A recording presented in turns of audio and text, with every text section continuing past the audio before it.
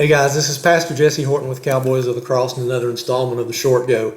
I'm talking about the Trinity, but I'm doing it from the Old Testament because I want you to understand that the foundations of the Trinity didn't begin in the first century with Jesus. They didn't begin in the fourth century with the Council of Nicaea.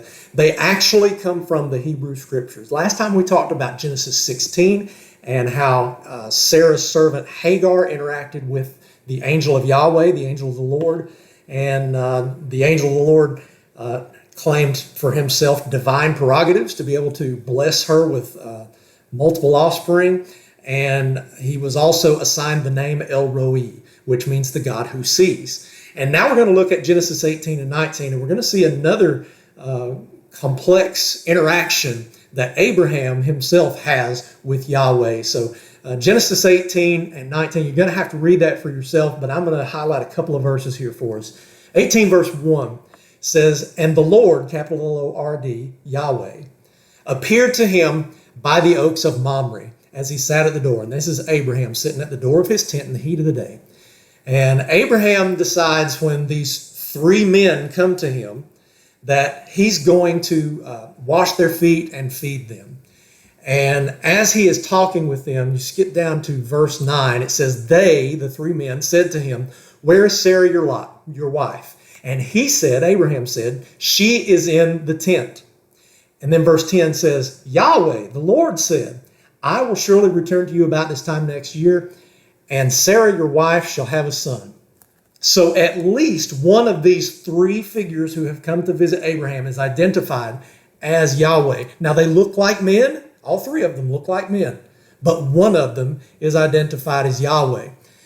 Verse 16, it says, "The men set out from there, and they looked down towards Sodom. And Abraham went with them to set them on their way.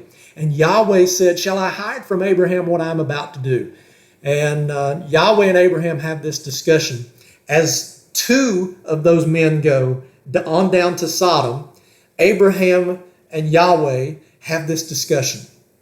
And Abraham's trying to convince Yahweh not to destroy Sodom and Gomorrah if there are 100 righteous people, or if there are 50, or if there are 10. But there's not that many righteous people in Sodom and Gomorrah. And so Yahweh ends up going through with his plan. But I want you to look with me at verse 33 of chapter 18. It says, "And Yahweh, the Lord, went his way when he had finished speaking to Abraham, and Abraham returned to his place." So this man, Yahweh, is confined locally. Yahweh goes on his way, and Abraham goes on his way. And so Yahweh can decide, our God can decide to confine himself to what appears to be, at least, a flesh and blood human. So let's move on to chapter 19. Chapter 19, verse 1 says, "The two angels came to Sodom in the evening." So now we know the two men who left the group of three, they're called angels or messengers. And Yahweh had stayed behind with Abraham for a bit to discuss what he was about to do. And then moving on in the chapter, you see at verse 24, chapter 19, verse 24, it says, "Then the Lord, Yahweh, rained on Sodom and Gomorrah sulfur and fire from the Lord, Yahweh, out of heaven." So we have this Yahweh figure on earth in a human-looking manifestation, and we also have Yahweh in heaven, who's raining down fire and sulfur on Sodom and Gomorrah. So now we have two different Yahwehs. They have the same name. They share one divine name, but one is confined locally on earth in a human form while the other remains in heaven. And doesn't that sound a lot like our view of who Jesus is? He is God confined locally to this human body in Jerusalem in the first century. Yet at the same time, there's the Father in heaven who is also Yahweh, who also can do divine things and claim for himself divine worship and rulership.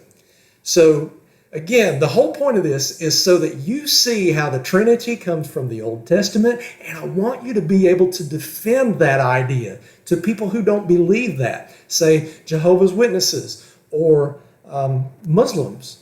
They won't believe the same thing you do, but they don't know the scriptures like you do now. So read these things for yourself, study, and look where you can see God revealing himself as not just a single solitary person, but as something far more complex, even though there is only one God.